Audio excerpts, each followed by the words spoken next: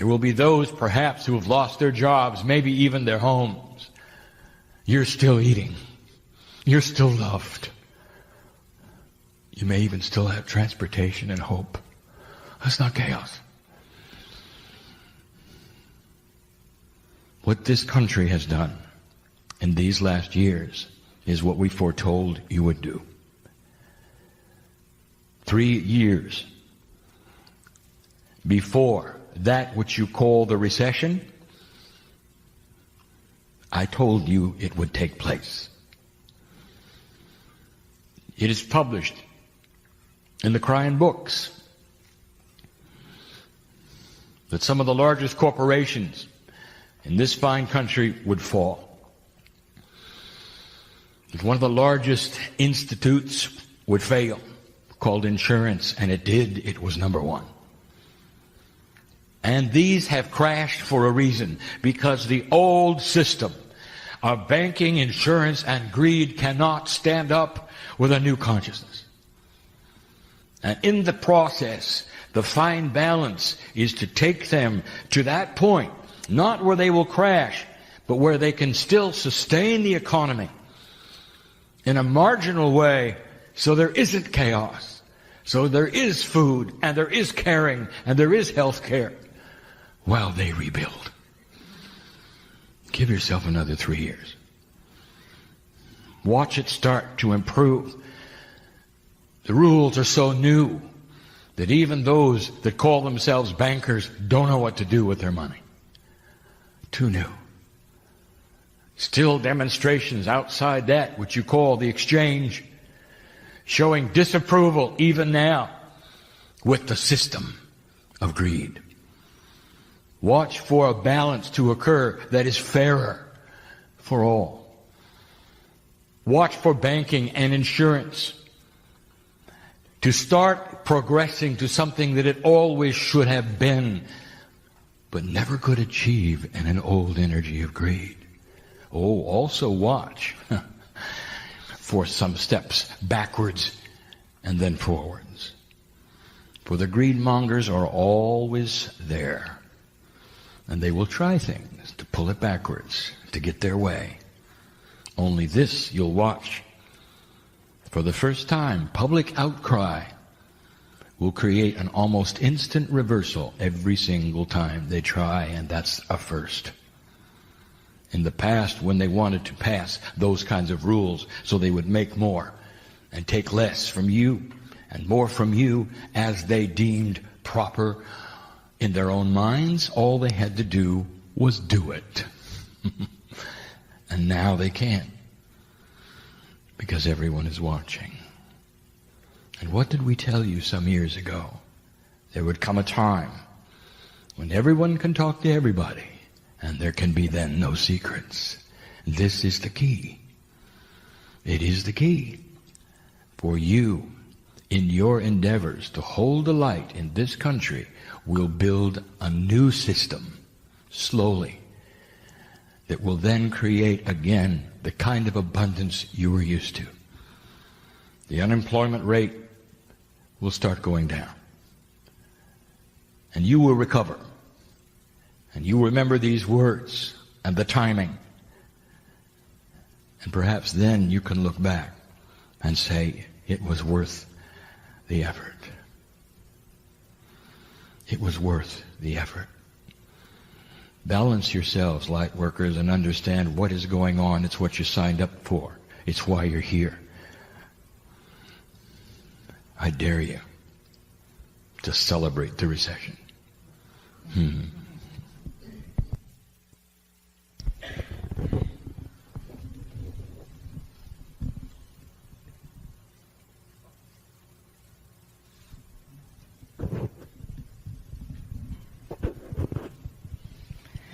Thank you.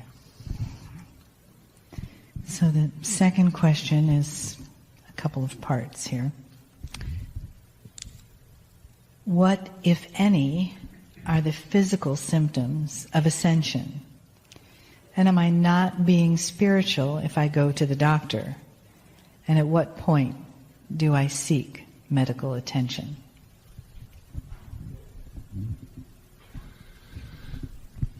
Fine questions indeed, for they start a discussion that is appropriate and true. Knowledge that should be given to the light workers about these things have to do with the fine line you walk, indeed, in your culture, in your society.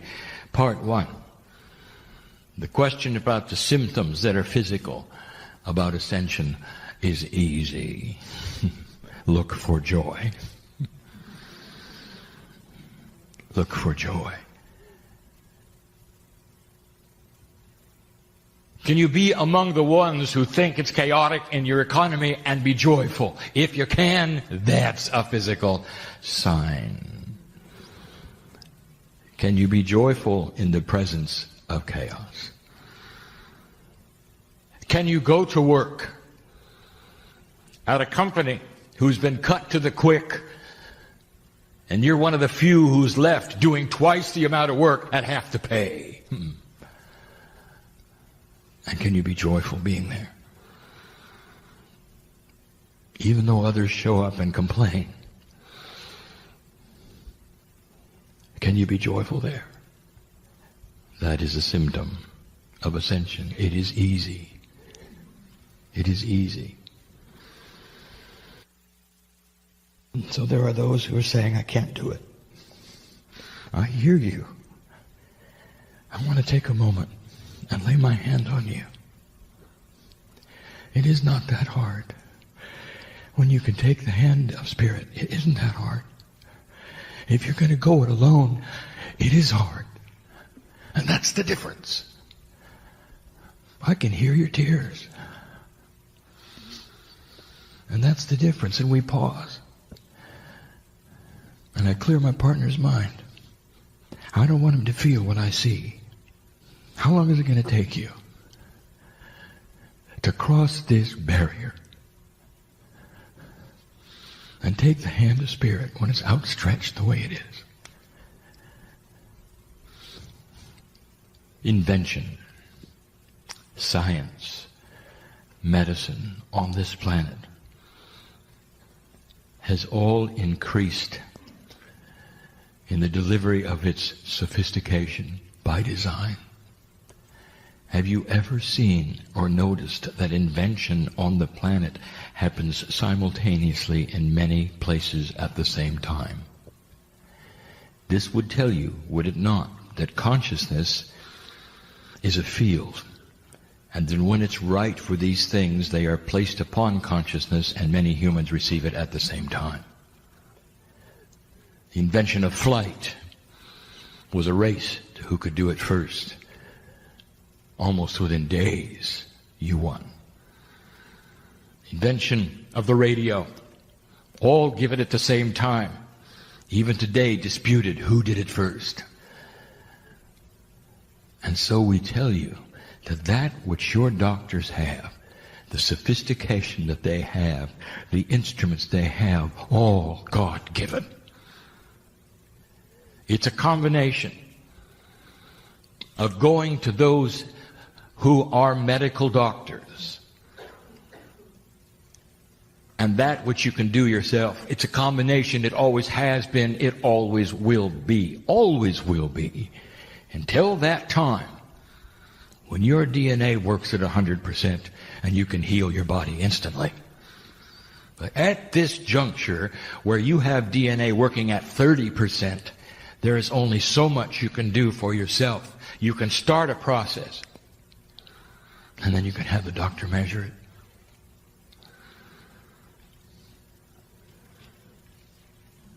The teacher Sid is walking today differently because of a miraculous operation that he underwent weeks ago.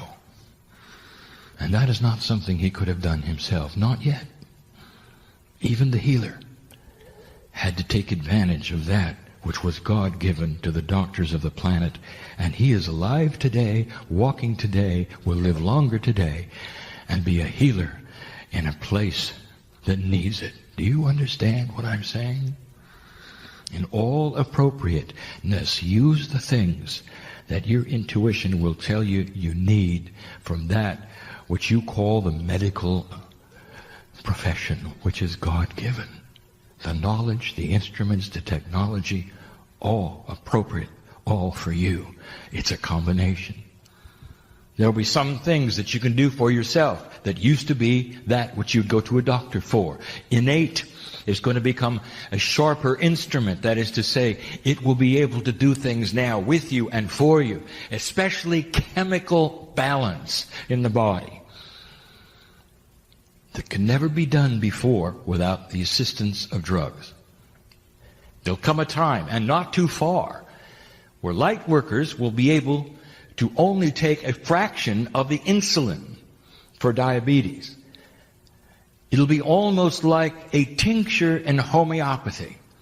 They'll still be able and must have an injection, but it'll be extremely small compared to what they used to have in the insulin, giving a signal to the body in what to do instead of having the drug do it. This is what you're to look for. Certain kinds of medications that you're taking now, you might experiment in cutting them back very, very slowly and safely, measuring what is taking place, finding that you might not need as much because the innate is starting to work better. DNA is starting to be more improved in the percentage of efficacy. You understand? This is the new energy. Don't do anything foolish, but push the envelope.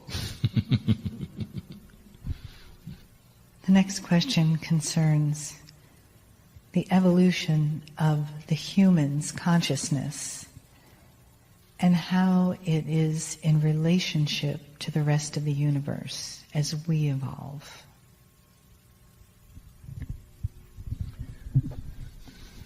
Incredibly insightful. And given by somebody who already knows the answer, or they could not have constructed the question. One modifies the other. From the beginning, we have told you that this planet is a test of energy. It's not a test of humans. Do you understand the difference? It's a test of energy. In what direction and vibration will the energy of the planet go when measured by those entities called human beings, which are really angels in disguise, walk among that which we call the entities of Gaia? The test of Earth is about the universe. And we have told you this, it is the only planet of free choice, the only one. If you want to know the lineage of how this has worked, a benevolent God creating the universe with intelligent design, there's a plan. And there are planets that are populated even today that used to be the only planets of free choice. One of them, which will become nameless, is your seed. And that is in the Pleiadians. And they were the last one. They passed the torch to you. Approximately 100,000 years ago, the earth began to be seeded. The creation story is well known, has been told over and over by myself, and now the earth sits in that fulcrum of testing. And it will do so for a great amount of time, until the vibratory level is high, or not, when it is tested finally.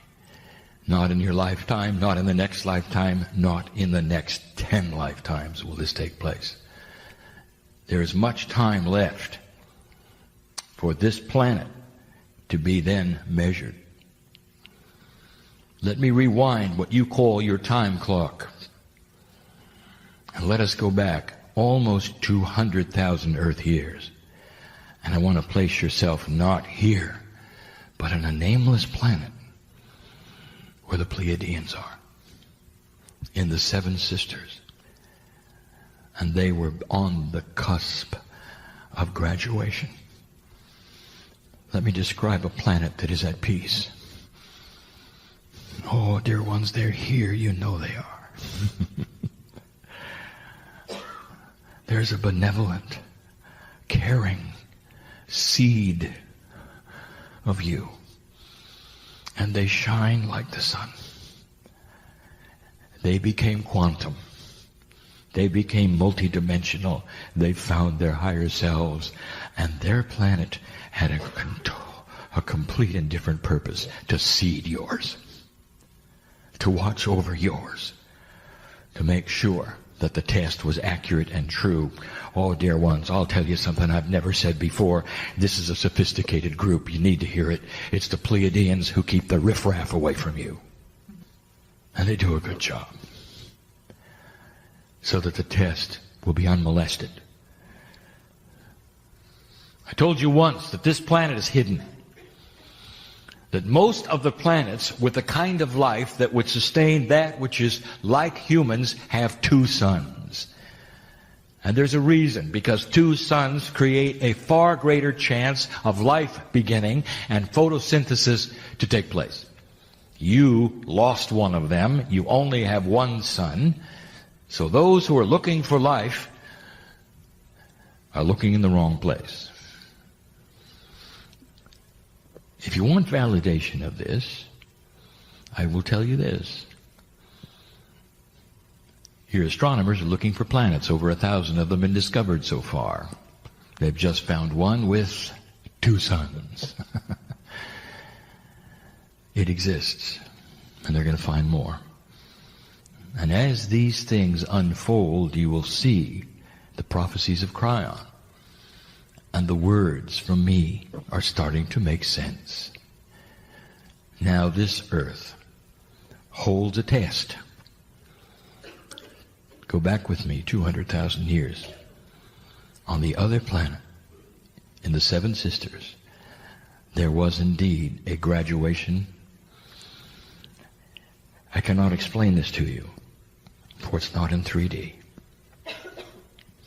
But let me tell you this, that when that planet was measured and seen for what it became, the rules of this galaxy changed.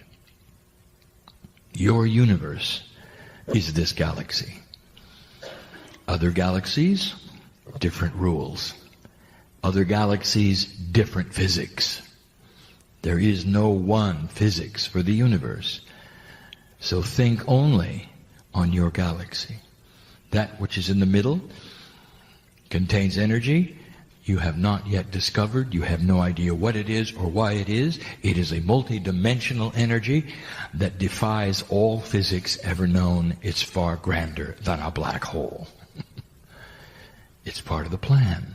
It provides communication. There's even spirituality there. The universe, made of these galaxies, all have tests going on. In this galaxy of yours, you are the only planet of free choice. 200,000 years ago, this galaxy changed phenomenally. The rules changed because of the Pleiadians. You're the next step. Now, here's what you should know. The alignment that you're in, the 36 years you're in, all of these things coming to a fulcrum, to the midpoint of the solstice, is the grandest thing we have ever expected and seen from you. Over and over, you have failed to cross the bridge until now. And you can find many prophecies that said you wouldn't. That's how common it is. You'll find more prophecies that said you wouldn't cross this bridge than those who said you would.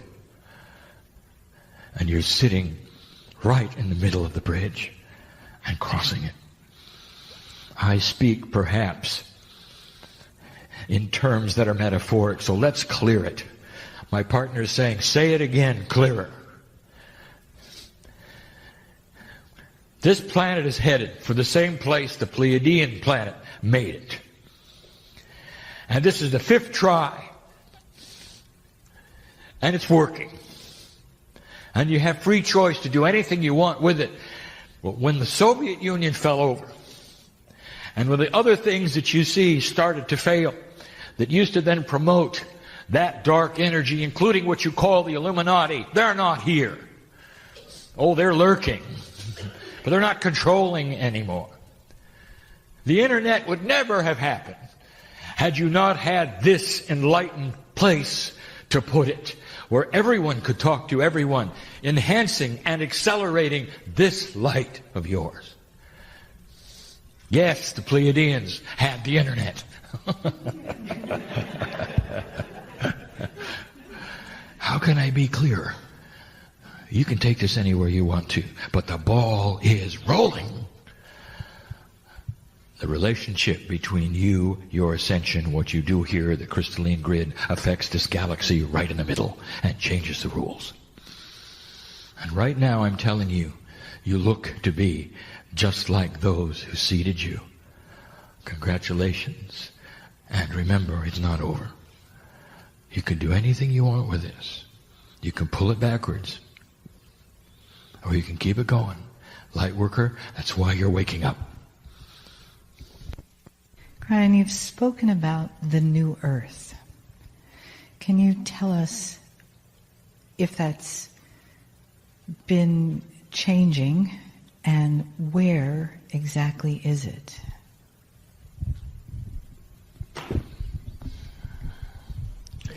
Question was just answered. You're sitting upon it. The new earth is the description of a planet that no longer has energy which will take you to war. The new earth is a description of a planet who is ripe and ready for human beings to live a great deal longer than they live. Doing it on their own through chemical balance, through DNA enhancement, through medical science, through supplements, through discovery. The new earth is an earth that looks so different from the one of 100 years ago that a visitor coming back 100 years later and arrives today will say, "What happened here?" You sit upon it. You're part of it. And the promise is great. Kryon, you've written books and spoken a lot about our indigo children. How can we, as parents and even those of us who are not parents, support children with ADD and ADHD diagnoses, and how can we honor them in the public school system that we have now? Let us be clear that Spirit did not identify them as indigo. A human did. For Spirit, these children are simply children of new consciousness. Now, my partner made a point earlier to say that there is no such thing as generalization of consciousness. And just as it is true that every single one of you is remarkably different from your lives, from what you believe, to the path you're leading, spiritual beliefs, and what you must do. Every child who enters this planet of new consciousness is at different levels of it. The ones who are the highest level, that is to say, the ones who are the most quantum, you have a name for. Autistic. They are savants. They have no linear barriers in their brain. They are ultimate uber conceptuals. And they have an incredibly difficult time with your linearity. The parents in here of an autistic child know that when you speak to them and they look at your voice, if they will even look in your eyes, they can't understand it. You can see their brain struggling to put the words in a row, to place them in their brains in a row. That's how you speak. That's the linearity you have, and they don't. And they struggle to linearize. You're going to discover how to work with the autistics eventually. And it's going to come with you becoming more conceptual and giving them burst information that they can understand. And it may take some technology that you have not seen. You go on down that scale of enlightened conceptual human beings that are being born now, and you have then what I would call the mode, the average. The children are coming in far, far less linear. And so that is to say, they want discipline, they want understanding, and they want teaching in conceptual ways. They have scoped the energy of the puzzle and have the answers ready before you open the door. They know what they know long before you tell them what they should. In school, they're bored. They're bored. You cannot give them pablum when they see so much more the whole meal. Learn how to teach these children conceptually. Number one, give them the meal first. Give them the payoff right away, and then find out what they want to know about it. It's backwards. You start by giving them the facts leading up to the payoff. If you're going to teach algebra, you have to start with math. You have to start with the principles. You have to start with this and that. Why not start with algebra and ask them what they don't understand? You see the point? Show them what's happened on the earth. Give them a synopsis of human history and ask them what they'd like to know about. There is a new way of teaching afoot. And it's exactly backwards than you think. And the children are going to rise to the occasion, and it will be a challenge. It will be exciting. It will be a puzzle. And you're going to have to work harder at it because each child is going to have a different path. There are schools operating in this way right now. Study them and see them and try to slowly implement these things where they're not being implemented. And now the obvious. Don't wring your hands and wonder what is going to become of these children. Let me tell you what's going to become of these children. They're going to be so disappointed in the way school works, they're going to become teachers and change it. You see? Look at their age. You got a 10-year-old who is struggling, not doing well, bored in school, having trouble, 10 years old. Look at the age. Now, how old is he in a decade? A simple decade. Old enough to be in that study group. Perhaps even to have graduated and be on the cusp of his degree to be a teacher. 10 years, that's all. It's happening sooner than you think. And then another 10, and they will be the principals, the administrators, what you call the bean counters. It will make a difference. It's on its way. So understand what I'm saying. That the consciousness now is not going to stay now. And yes, you may have to have the old energy stay until it retires. And some of you know exactly who I'm talking about. And then the opening comes. And you'll start to slowly see the change. Oh, dear ones at home, if you have these children, this is so difficult of a concept to understand. They know about your relationship at home more than you do. They know the energies, the difficulties, the puzzles. They're not like you used to be. These children have a concept of life. They have a concept of consciousness. My partner tells the story, and I will as well, that in an older energy, when parents fight, the children hide. For it threatens the very survival of their hearts. Worst thing that the children could ever see would be trouble in the family. And you know the hurt that's there and the fear in their eyes as you find them in the closet later after the yelling match is over. That is not the conceptual child. For the conceptual child will see what is happening, stand his ground, and offer suggestions. Conceptual puzzle solvers. What happens when a human being sees concepts? I will tell you, they are very fast to see the answers.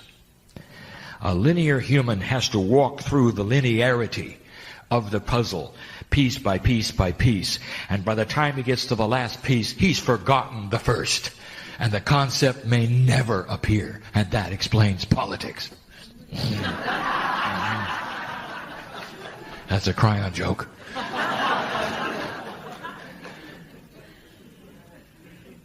The children of new consciousness are also going to be your congresspeople.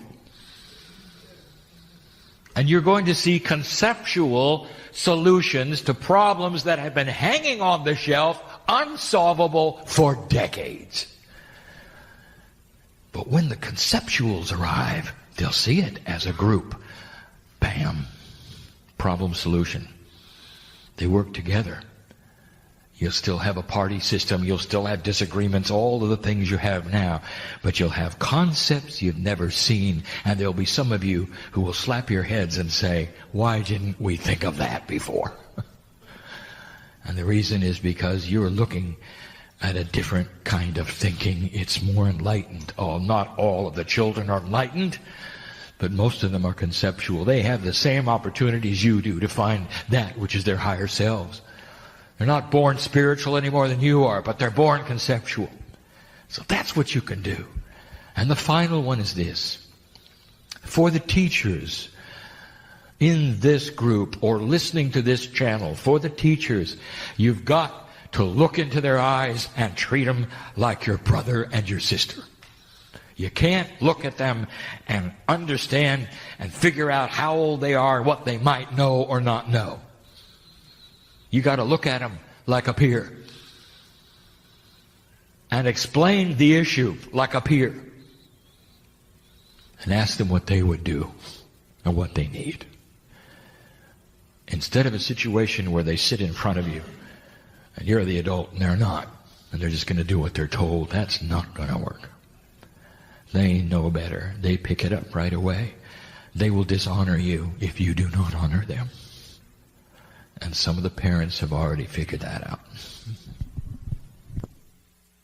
This question is about the consciousness of Gaia and human consciousness. And did that consciousness we call Gaia have a choice in incarnating as Earth instead of human? An intellectual question. So now I give you the lineage, and you will understand better. You think of Mother Earth as the grandmother. Naturally, in your bias as human beings, mothers give birth, mothers nurture, mothers give instructions. They cook meals, they take care of you, they are the authority. Gaia is not. Gaia laid null and void until the humans started building the crystalline grid. And as the humans built consciousness, they gave life to Gaia. Therefore, Gaia, and the entity that you would call that which is the mother, became Gaia through the efforts of you. That is why Gaia reacts to your consciousness. As my partner was saying earlier today, the scientists have seen it. It is why Gaia reacts to what you do. Gaia is there as a nurturer. Big as it is, it exists to comfort you based upon what you have created, which is called Gaia. Therefore, it is backwards than what you think.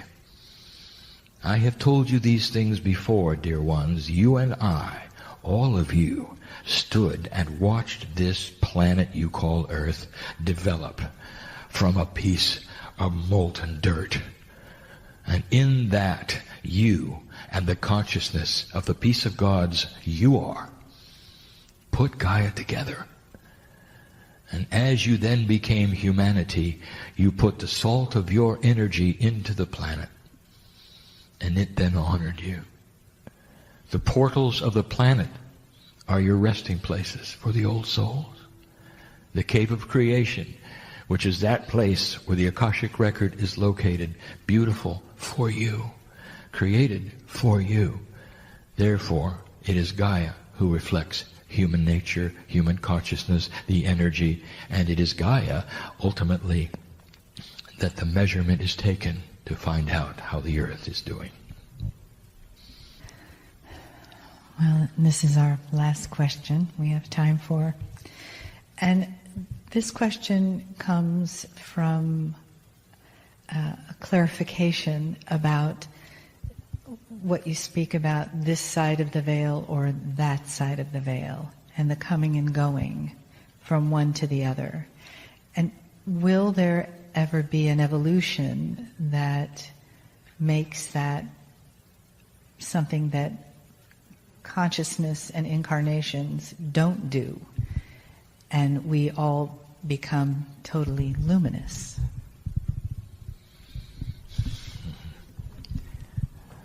Let's ask a Pleiadian. And they're here. When they seeded the earth, you won't find any bodies. You know they stayed, don't you? They had to. And they committed what they would call their soul lifetime to your planet. But you're not going to find any bodies. Now why would that be? Ask an Aborigine about the ones who had the names which were not pronounceable. Ask the Aborigine about the 7 sisters, and he and she will tell you that they landed there, and they landed there. And they took up residence here, and you couldn't go there. No one could. It was too sacred. And how long ago was that? 30, 40,000 years. And this day, right this minute, they're guarding the same places and saying they're still there. They feel the energy. I'm giving you a roundabout answer to a very good question. The Pleiadians are in graduate status. They no longer incarnate because they don't die. The cold sore, that which is the core of the soul, is connected so strongly because they have quantumized all that they are, that they become the singular soul. Now my partner is saying, stop and start again. And I will. In the cave of creation right now there is crystalline, and that crystalline represents your soul. One soul, many lifetimes. You have to understand this. Like rings in a tree, you have one soul with many lifetimes. Right now your higher self is your best friend, and it has been your higher self every single incarnation. Therefore, if you want to touch the Akash, you better get in touch with the one who's been there every single time. That's you. It's the core. Now imagine a time where you become so integrated that you no longer need death. And instead, you come and go from one side of the veil to the other, just like you'd walk from one room to the other. You can hardly tell whether you're a creature of God or that of a planet. And at that point in time, the planet does not stop. It's hard to imagine such a place where it would seem to be half virtual and half in 3D, but that is what it is. There'll come a time when the actual planet itself of the Pleiadians disappear, and they know it.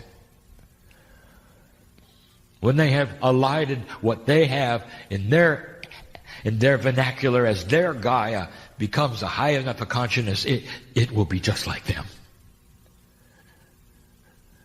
Yes, as you come to a place where you are able to touch your higher self, and this spreads to other humanity, and it's not in this generation or the next one or the next one or the next one. We are talking about a lot of years. You know that.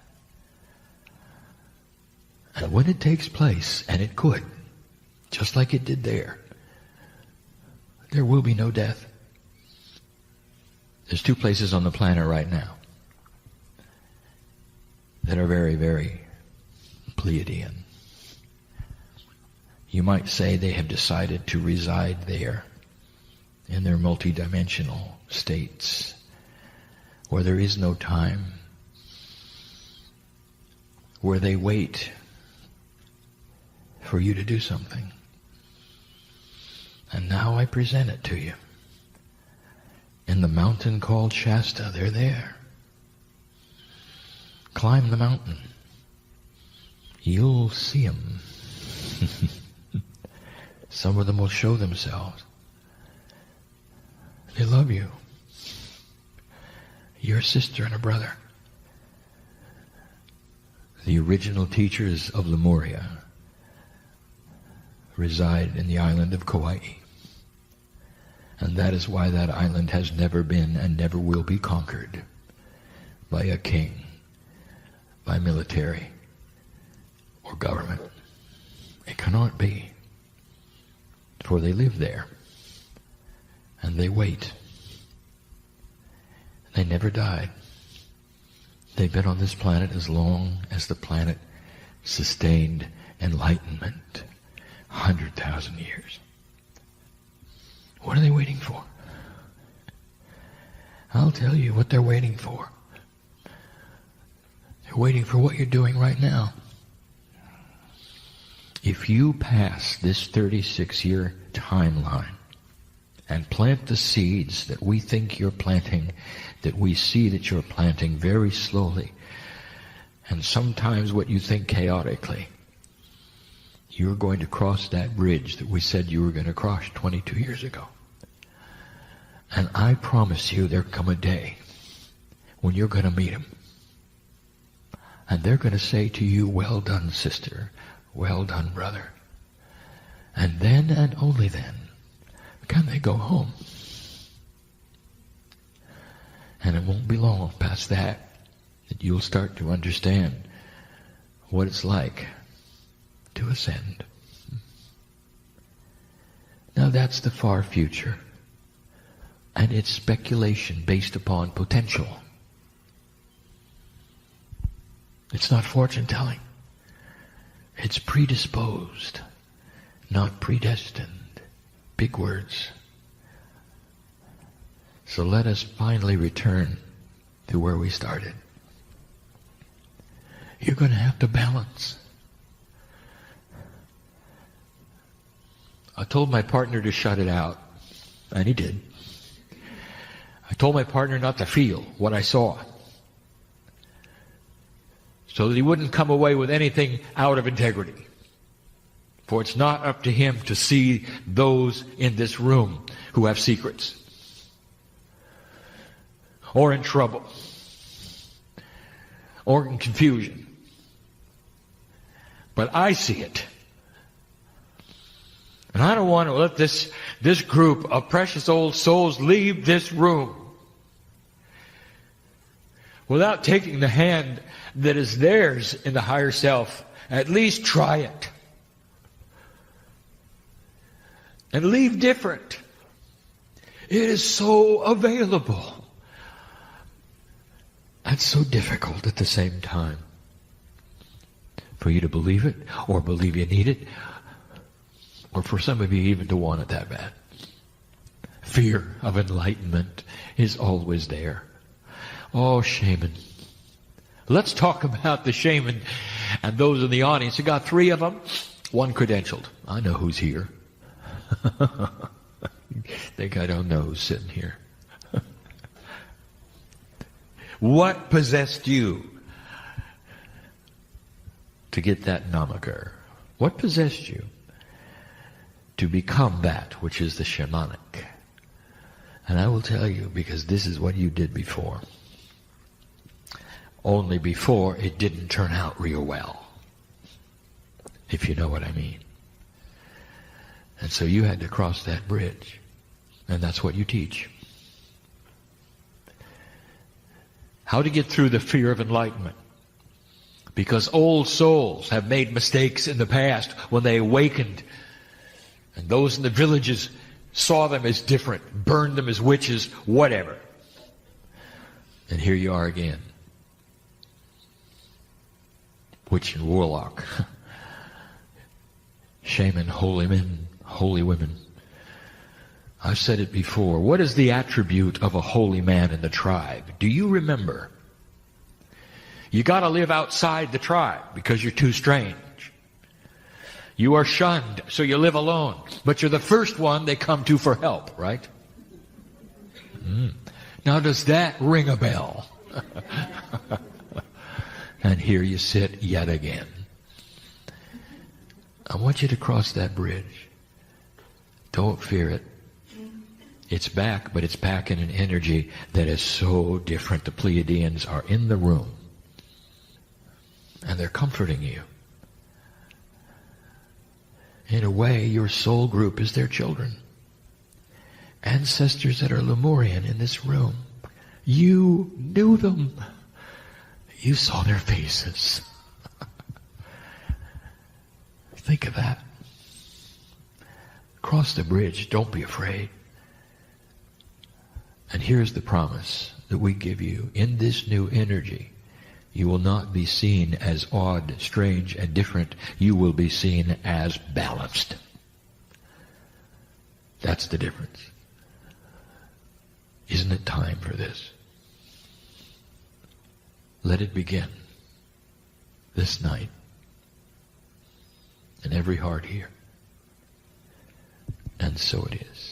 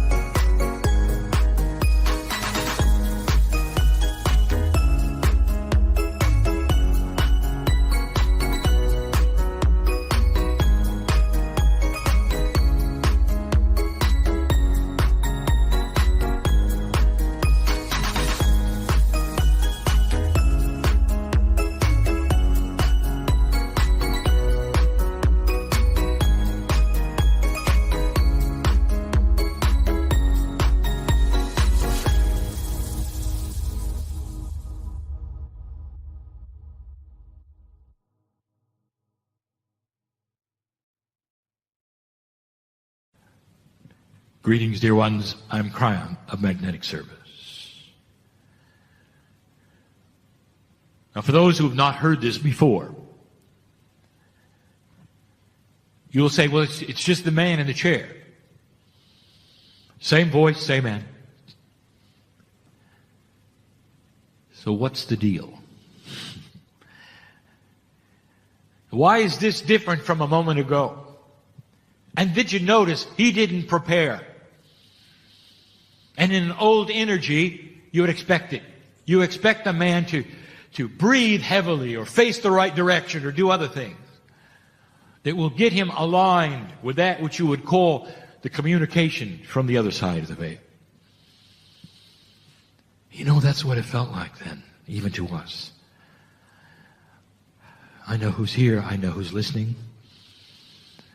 There has been a shift of energy on this planet, and it's dramatic.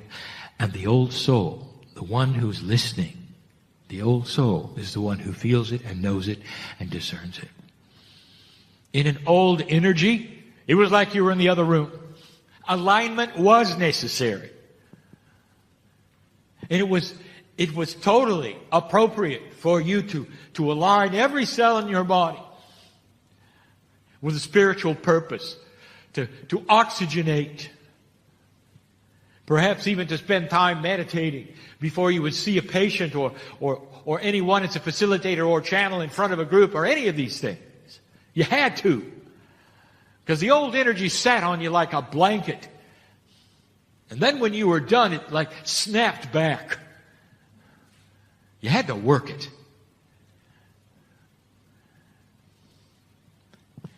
About 6 years ago, I asked my partner if he was ready to go to the next step. I could see the disappointment in his mind because he thought there was no next step. Dear ones, there's always a next step. Humanity is not operating at 100%. And my partner is going to explain some of that this weekend.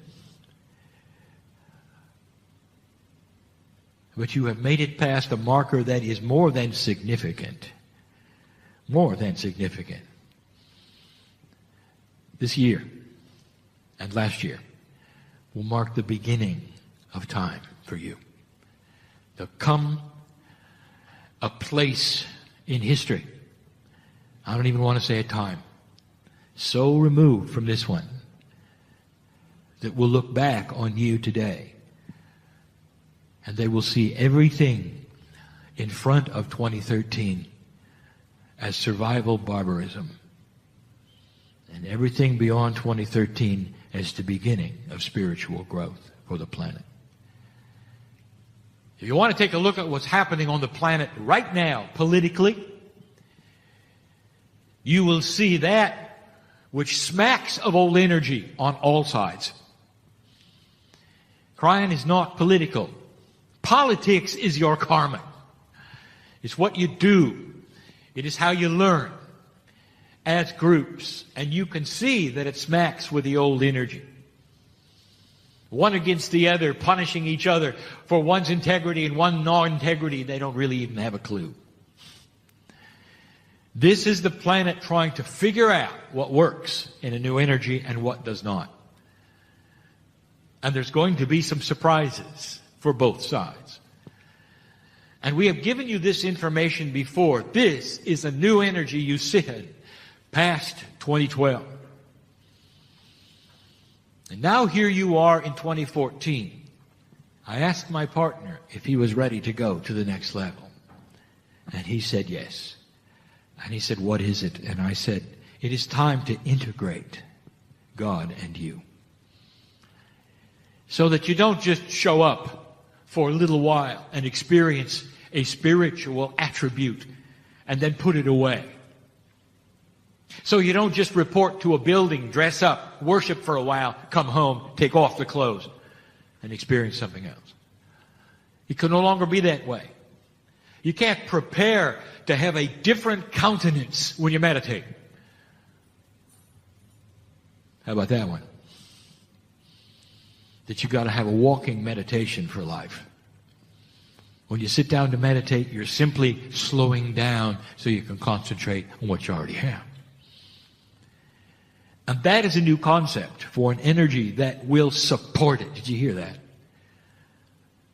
When you start to do this, dear ones, when you claim the Creator inside, a steering mechanism that comes from another place for your integrity, for your health, for your lifespan, for your cellular structure, and you marry to that, when you do, you're no longer positioning yourself or breathing correctly in order to heal or channel. You simply do it because you're always in that state of mind. It has another name. It's called mastery. And that is the study, is it not, of the day. Is how to claim that majesty at the same time you walk around in common life.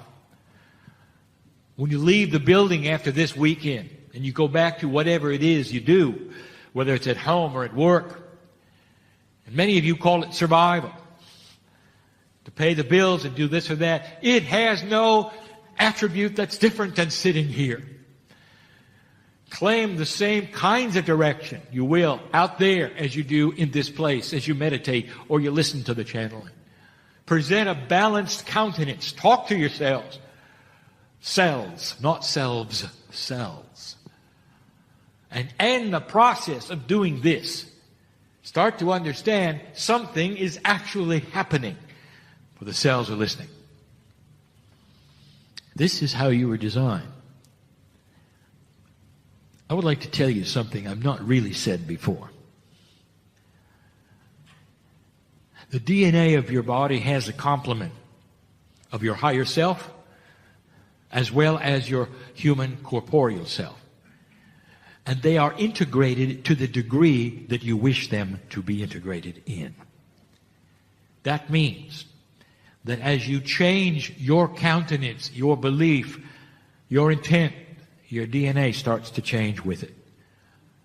That means the percentage of DNA that is actually working will start to build to a higher percentage. That connection that you're missing.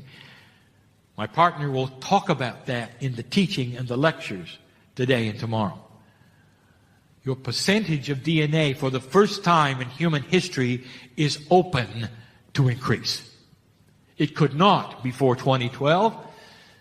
It could not. You had reached a pinnacle. And by the way, it was frustrating. We've been with you all the time. We've been with you when you said, why can't I do this? Why is not this working? What is wrong here? Why has this shifted? See, I know who's here. Why does it feel different? Have I lost it? That's for one of you. And the answer is no.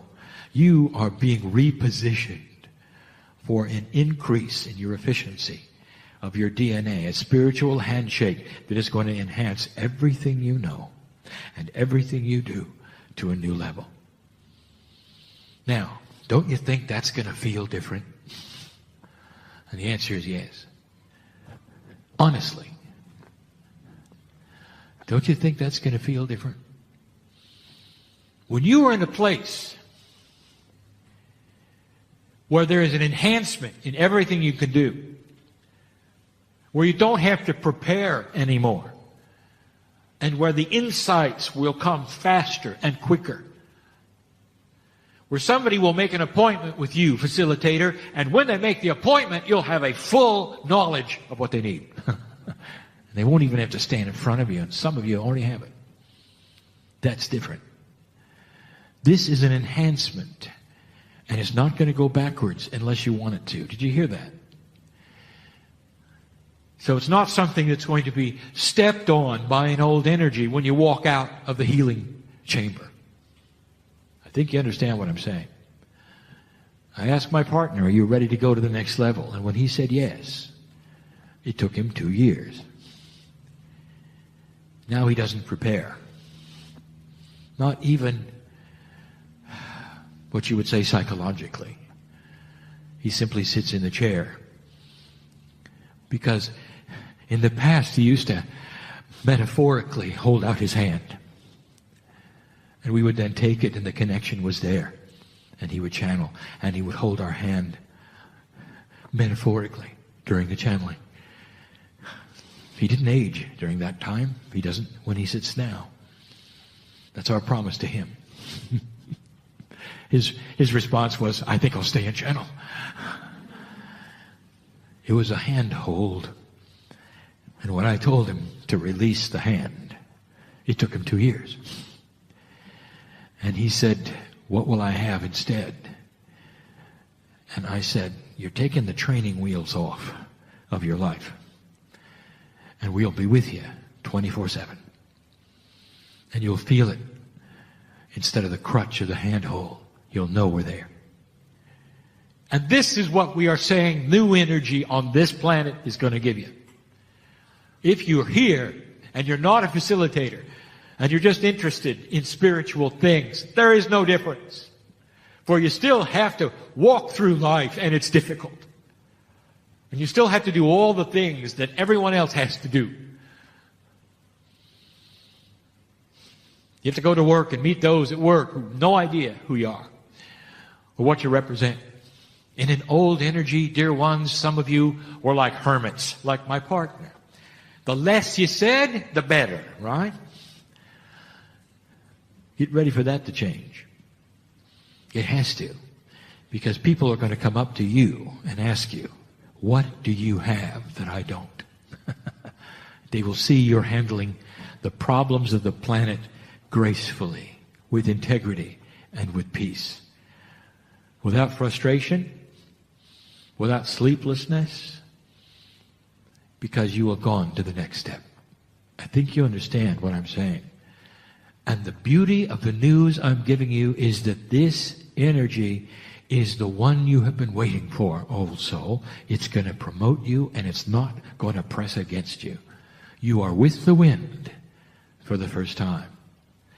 Later today, my partner is going to give you a presentation on what I will call the fast-track helpers of the planet, which we call the grids. All here in support of what you're doing in ways you have no idea of. The planet supports you in this. We support you. You passed this marker. That is amazing. And now, for the first time, the old souls of this planet will take their power. That is the message, and will be, till my partner's last breath. And it's a good one, isn't it? Isn't it? It is. Now, I want you to manifest this. You go and discuss it. Well, that was interesting what Kryon said. No, it's not interesting. It's a mandate for action. I sit in front of old souls, this great land, and I said, let the beauty of God in you match the beauty of the topography here. Let the beauty of God in you be seen by other human beings. Let it take their breath away when they do. That is the mandate. And so it is. I'm Kryon of Magnetic Service. And the message to follow is exactly what my partner thought it would be. There is a protocol that I work with, if you can even call me and I. And that protocol is with my partner, where he gets the opportunity to enhance a message that he hears for the first time in one place. And he would be hesitant to ever repeat a channeling. Hesitant if he heard it coming again in the way that it had been given before. Because in his mind it always has to be original.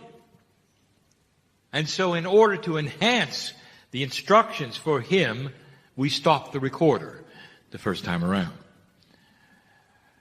And now we give the message again. And those who have heard the message that are hearing this one will recognize it. The structure is the same. The verbiage, very similar. Dear human beings, you want to singularize everything that is. You have a tendency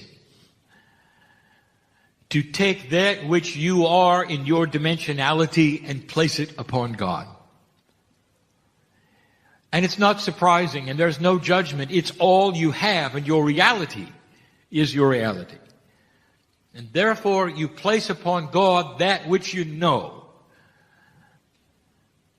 not that which you don't know.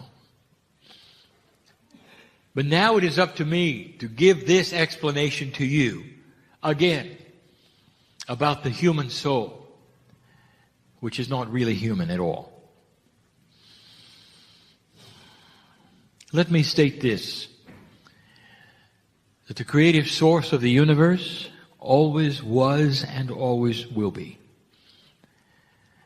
That which you call the creative source, which you have labeled God, or which you have labeled Spirit, is what we are talking about now.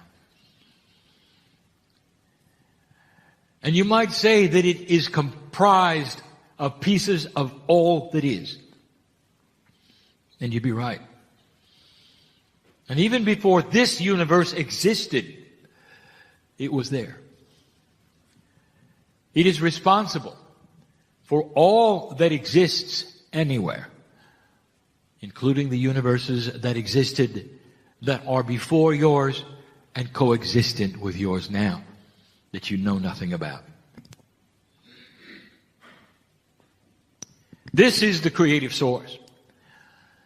And that particular source that you call God has a soup of energy that is what you would best call a quantum soup. It is beyond your physics.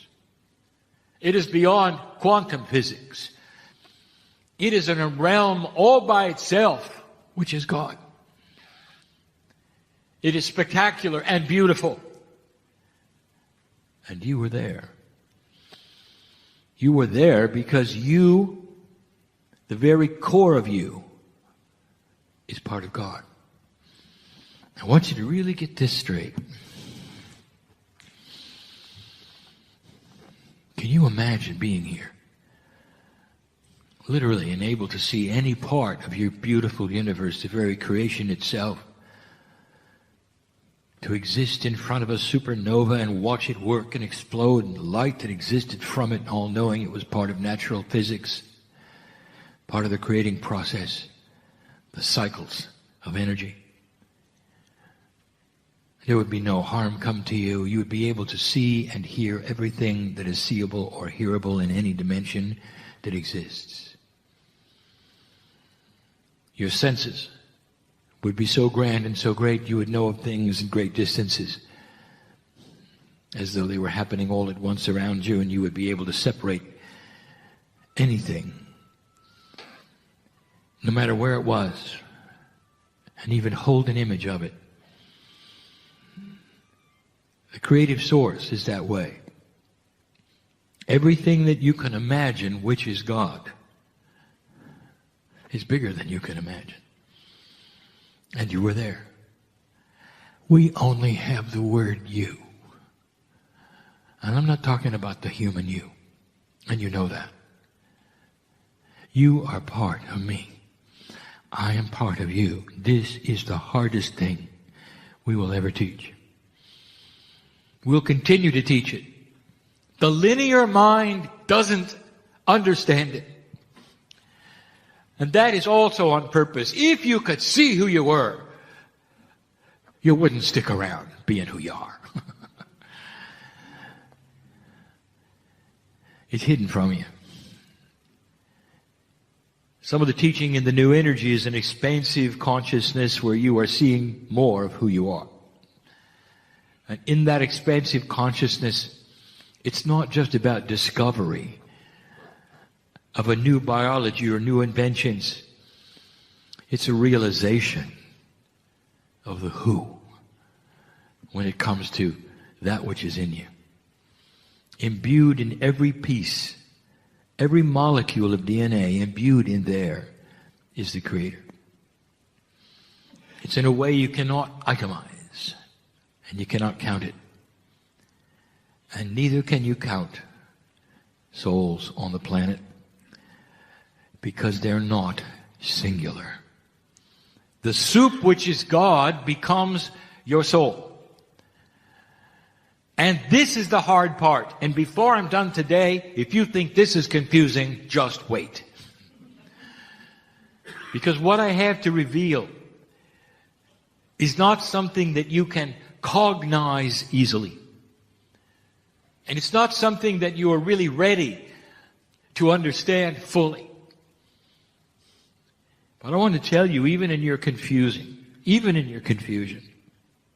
I want you to see the grandness of what is here.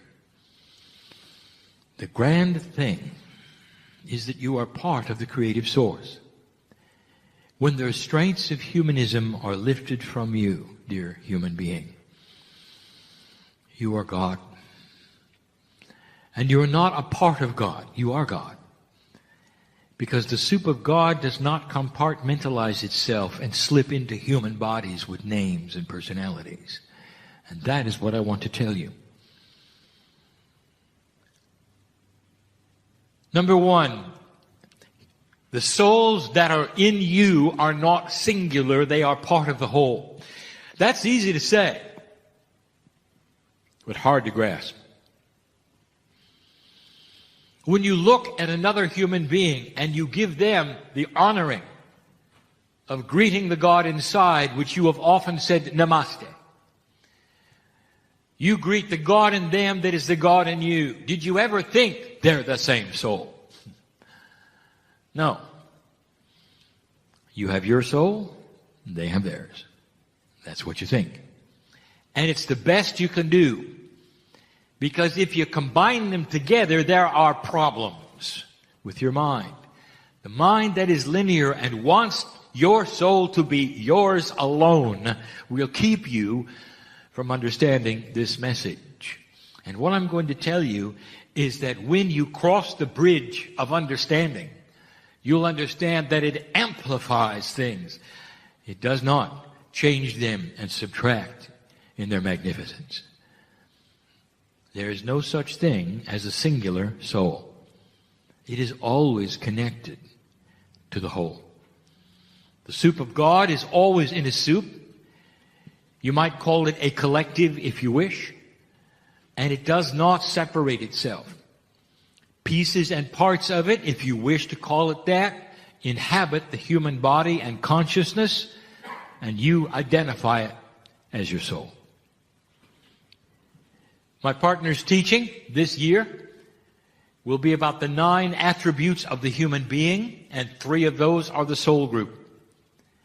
And he talks about the core. And that is what you feel when you get into a deep meditative state. You touch the core, and you think it's you. It isn't. It's everybody. And that's why it is so magnificent. I don't want you to think this is a foreign entity inside you. It is you. But you are God. The only linear thing is that humans live in 3D and never see the connection. And here's what it means. Now, my partner, we're going to be more succinct this time than we were last. And we will not break out into other teachings as we did before. I'm speaking to my partner who sits in the chair about what is coming that might be different than what was given before. I'm going to break some paradigms that you've been taught. The human soul is creator. It does not belong to humans. It is part of creation that is in you. Therefore, there's no such thing as a soul in a learning capacity. Souls don't learn. Humans do. And yet you are told sometimes that they are specific groups of souls. And that some are more, what you'd say, wise than others. My partner uses the word old soul. You're all old. It's just that some of you have been humans longer than others. Old soul doesn't even make sense. Because there is no time of a soul. Always was, always will be. part of God. And then that is not a correct label, old soul. But humans will continue to use it because it means something different than what it is. There's no such thing as souls that are in a learning capacity to be better souls, going to some place else where they would be graduate souls. This is all in the purview of the mind of the human being who is attached to human things. Humans learn. Humans graduate. Human moves from one level to another. Souls do not, dear one. And so get used to this. What if I told you?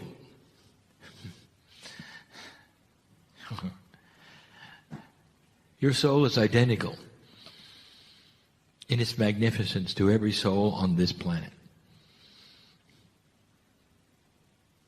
What's the worst human being you could think of? In history, alive now? Worst one has the same soul you do. And what should that tell you about free choice?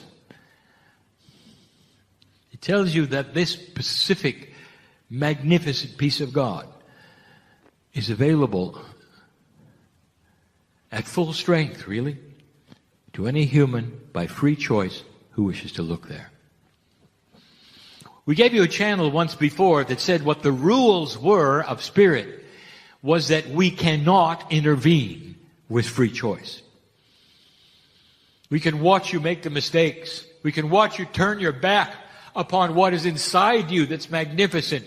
We can watch you develop evil. And we can't do anything. It has to be you. It has to be that which is human that makes the choice. Those who have been humans longer on this planet make better choices because they are aware of the God inside at some level. That's just one attribute that I want to demystify how this works. This one is similar. There is no advancement of souls. You should know this. There is this feeling that human beings have that you start as an animal and graduate to a human.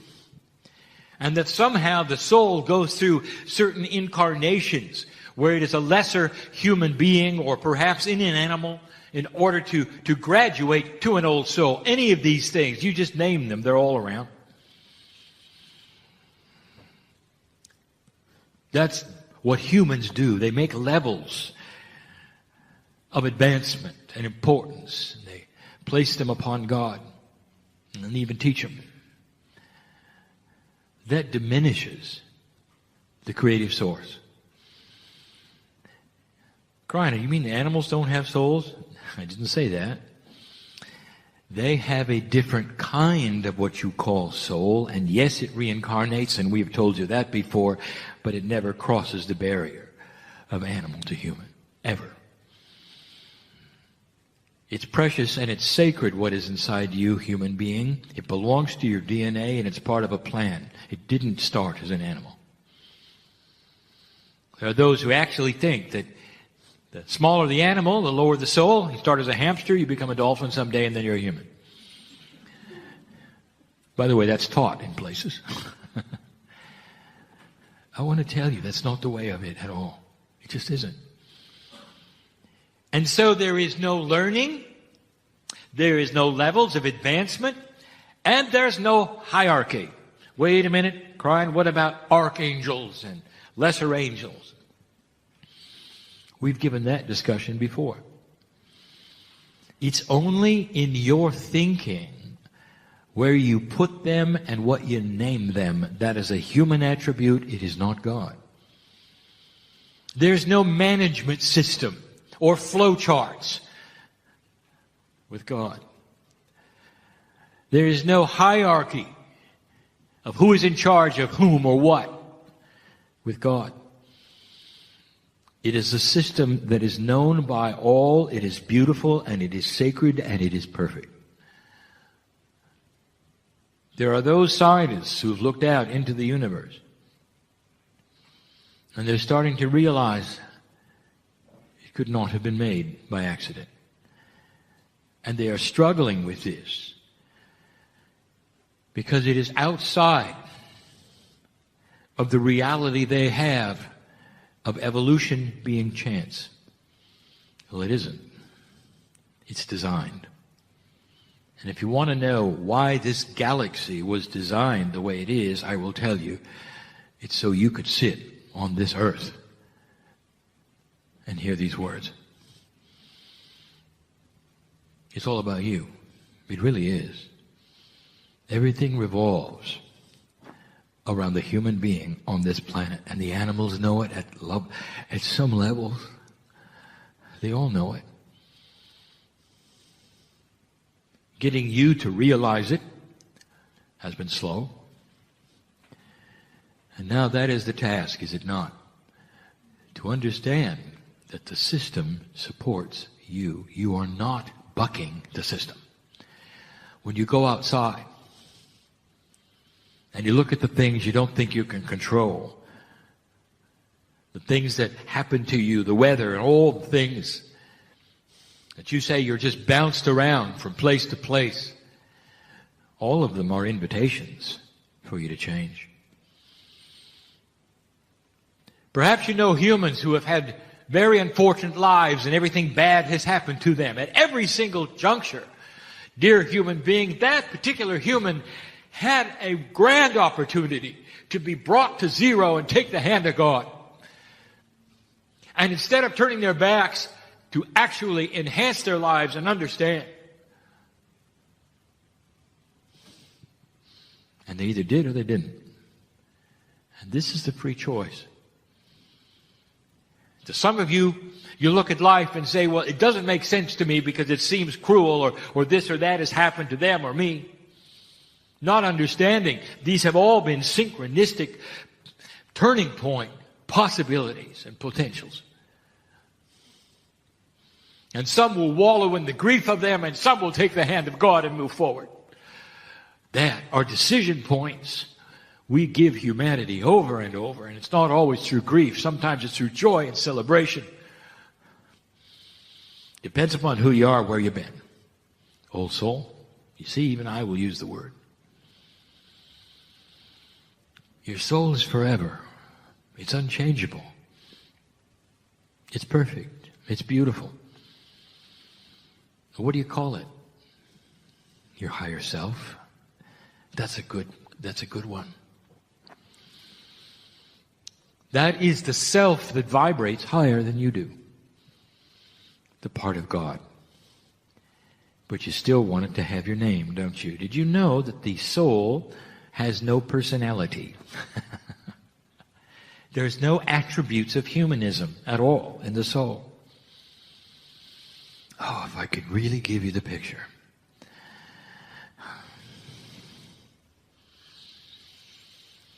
I would love you to see it. The perfection of the universe that you share with every other human being on the planet. Do you know what increased human consciousness really is? It's building the bridge to connectivity. When you start to understand that really you're all the same. My partner has spoken about the evolution of religion on the planet Earth. And the thing that to expect, that we have asked you again to look for, is how religion, organized religion, will shift. The question has arisen, will it survive? And the answer is yes. We have told you before, it doesn't matter how humans find God. It really doesn't matter. And there will be levels of human knowledge because of the levels of human understanding about who God is. Therefore, it's important that all of the processes remain so that the human beings just starting out can go through whatever process they wish to and have their hands held while they do it by a master. So what about organized religion, and how is it going to change? It's going to start seeing connectivity, and this is what we teach. There's going to be an understanding and a revelation, perhaps even a return to the original teachings that they will then look at, which honors all the other belief systems. When the religions of this planet join together and realize they are unique and they are okay to worship the way they wish to, and at the same time acknowledge the others' rights to worship the way they want to, you will see an expansion on this planet of spiritual work and knowledge and understanding and compassion. But as long as they separate into groups that say, we know how to worship the one God better than you know how to worship the one God, you're in trouble. And you knew that, didn't you? Religion is not going to diminish or go away. It's going to get bigger. Especially when it is one that is what I will call compassionate to all the others.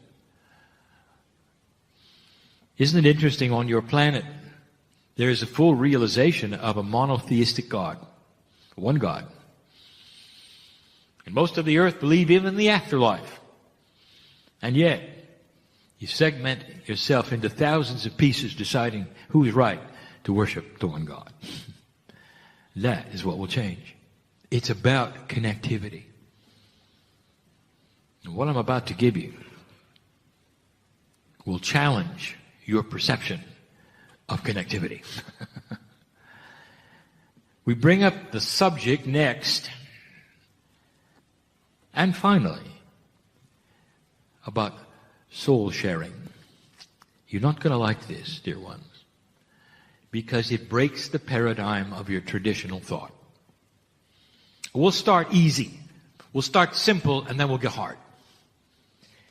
Soul sharing. Have you heard of a walk-in? All right, let's talk about what it is. What you think it is, what you're taught it is, the problems of logic and singularity that exist. Here is what you're often told. A human being will pass and come back.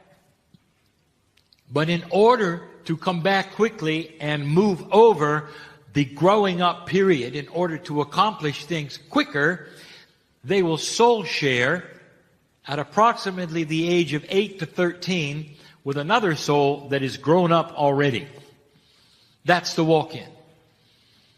And so now you have two souls, supposedly, in one body. Follow me so far? So now the walk-in has an attribute that you have to ask about, and many have. All right, what happens to the first soul? Does it take a subservient position?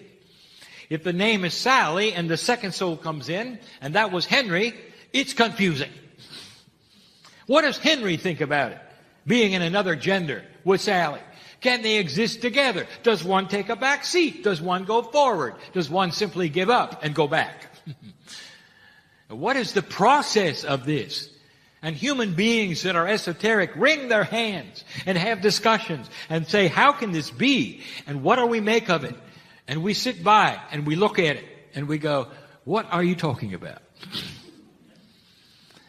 You have a 3D argument going on, and all of the machinations of your logic puzzles have been created by you.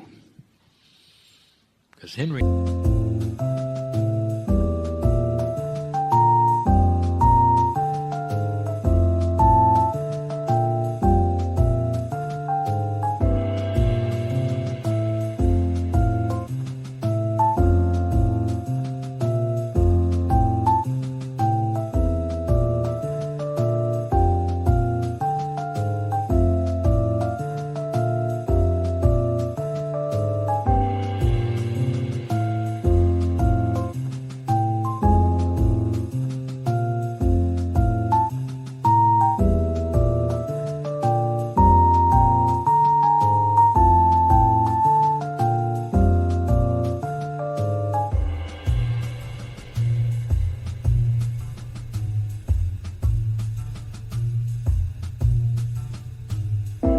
apart from what you think is singular in your past lives, can combine into another human being as one.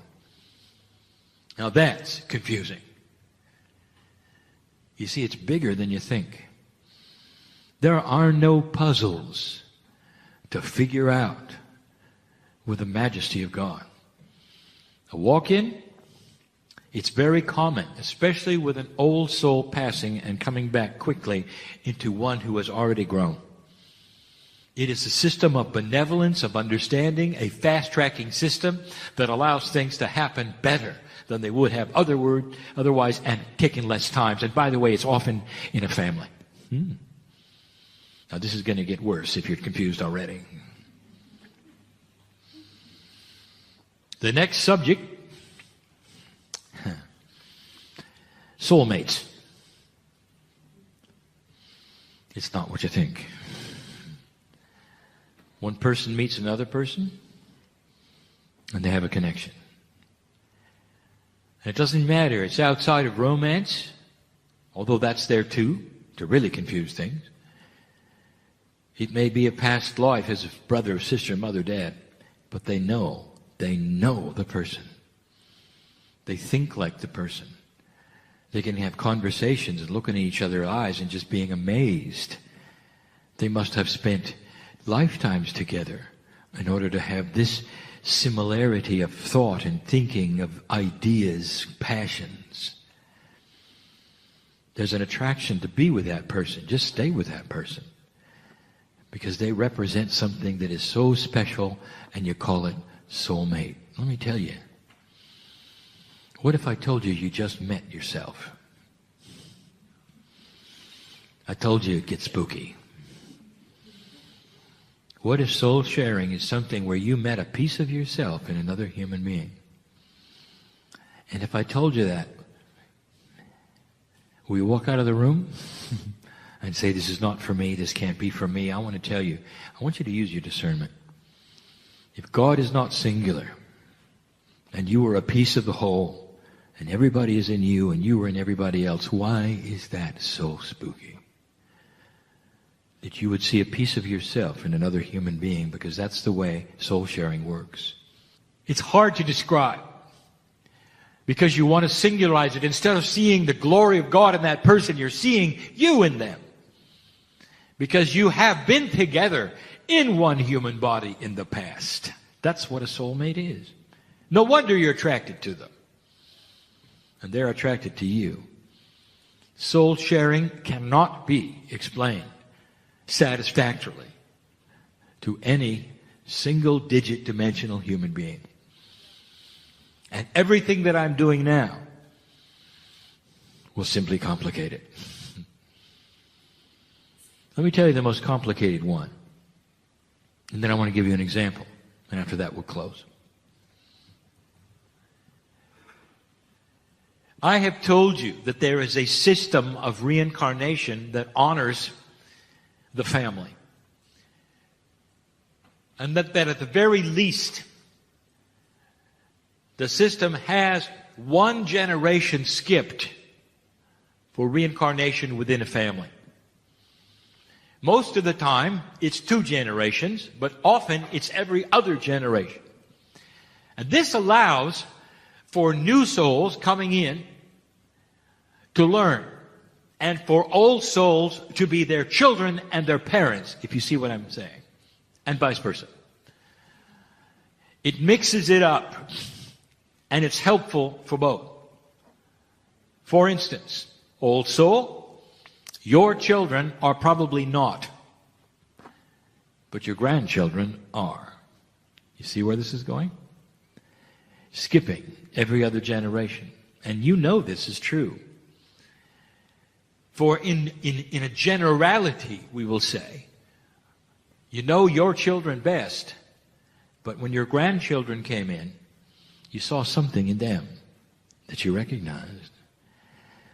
Now, I want to make this so clear, and I cannot. This is very, very understandable to you, and it's fine as long as the grandparents are dead. But if they're alive, now there's a problem. Because I've just told you that your grandchildren could be you. What do you think of that? You look in their eyes and you know what's in there, don't you? There's a connection and they're on to you. They know that you're going to give them everything they want. Because they are you and you are them. The peace of God you have shared is not a singular soul with your name on it or their name on it. Pieces of you are in them. And it's not just chemistry. We'll talk about that tomorrow night. To complicate all of this, I'll talk about inheritance that is different between Akashic and chemical. Really, to mix it all up. So who are you? Who are you? Is it possible? The more you get to know each other, the more you see the same God in all of you. The connectivity is what solves the problems of human variety, of you not getting along. There'll come a day, dear ones, if you follow the same progressions of those before you on other planets who have gone through this before, there'll come a time when you acknowledge the similar God in all of you first, and then the personality differences second. This is a secret to peace on earth. Looking at the other one and knowing their desires are the same as yours. That it's compassion, not trickery. It's generosity and not bullying. And you start to look at what creates what it creates in personalities differently and aside from the God inside. You'll see their degree of awakening and help them to do what you've done through what you can show them in your graciousness and in your maturity in how you live. That's the only vehicle of teaching other human beings about God that we have to give you. Let me give you a little story, and then we close. I want to talk about Evelyn, the everlasting tree.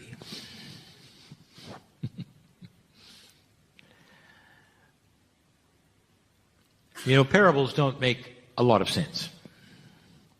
Because they are allegories, you have to forgive some of the 3D parts.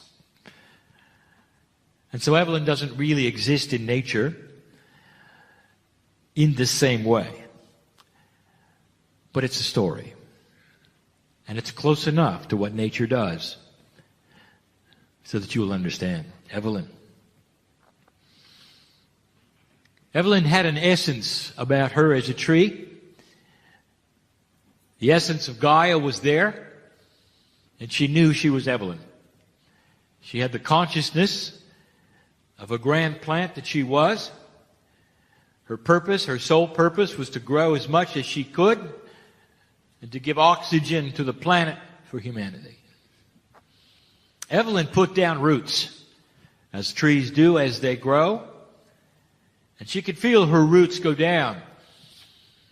And they would then absorb those things which she needed for her growth.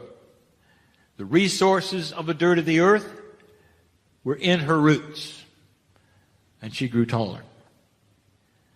As she grew taller, her roots then spread out more in order to anchor the size that she was and the majesty she represented in her forest. Now, Evelyn wasn't really aware of all of the roots. There were so many of them over time. But one in particular found its way back to the surface, a great distance from her, many meters, and sprouted. And this sprout then became a tree. And this little sprout started growing just like Evelyn had. And it had a name. Martha. Now here is Evelyn watching Martha grow up. Martha grew from Evelyn's root. Now Martha, over a period of time, put down some roots, and the same thing happened with her. In the same time, Evelyn had other sprouts going on in the other direction. They were Evelyn's roots, sprouting as other trees with other names. You see where I'm going with this? Eventually we have a forest, and all the roots are connected. They're all connected. The life force of the nutrients of the planet are surging through all of them. There is no beginning or end of any root. They're all connected to each other. Now, I want to interview Evelyn. Evelyn, who are you? As you look around the forest, are you Evelyn? Or are you also Martha and George, Sally? Who are you? And Evelyn would have to stand tall and say, I am all of them, and they are all of me. Because our roots are combined together from the same source. I want you to look at that. And I want you to understand that it is the metaphor of who you are. In nature, you look at these kinds of things and you say, how unique.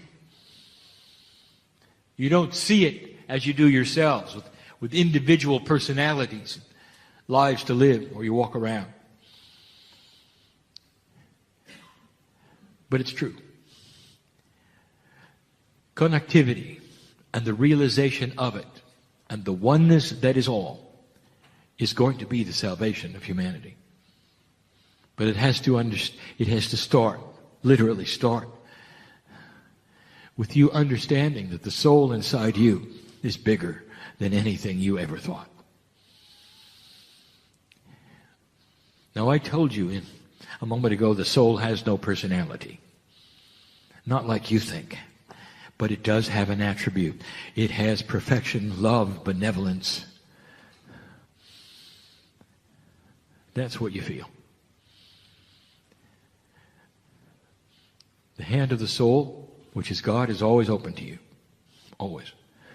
From the moment you're born, the invitation is to discover who you are, to take that hand and move into a position where you can change the planet. And old soul, you've lived long enough to come to this point and hear this message. Well, you know I'm right. Because this is the time to take that hand. It's got to be with your free choice, with your intent, and with your understanding. That's what I want to do. Don't do anything because you should. Or because you came to a meeting and heard a channel that may have moved you. Now you should do something. Don't do that. I want you to sit by yourself alone in a chair and ask your body, is there more? And it will shiver in response. And the first thing it's going to say is, what took you so long to ask? And it'll say yes. And that is the beginning of discovery. My partner did that. He did it 23 years ago. He started with himself. He was afraid. What energy is talking through me? How could it do this? Is it the devil? All of the things that linear minds go through tradition and training and misinformation was there. All of it. Until he got to a place of pure emotion where he wept with the understanding that he was more than he thought. And it led him right to the source. That's the invitation, dear one, of every single human being on the planet. If you relax and talk to that which is your innate in your body and let it help guide you to the truth, you'll get it. Don't listen to me. Don't listen to another human being. I want you to start listening to you. Start asking yourselves and yourselves what it is you need to know. And it'll tell you. Is this channeling real or is it not? Use your discretion and your discernment and all the words you want. Discern the energy of the day. My partner steps aside for this and now he comes back in a moment. All this time to give you a message of love coming from that source, which is you. You ought to recognize this voice. Not the human voice, the other one that's been talking to you in the third language all this time. whispering, listen, listen, listen. This is what you came for. It really is. Dear old soul, you are the hope of the planet. Whoever is listening to this and cognizes the truth of it, you'll know this is your time. Get on with it. And so it is.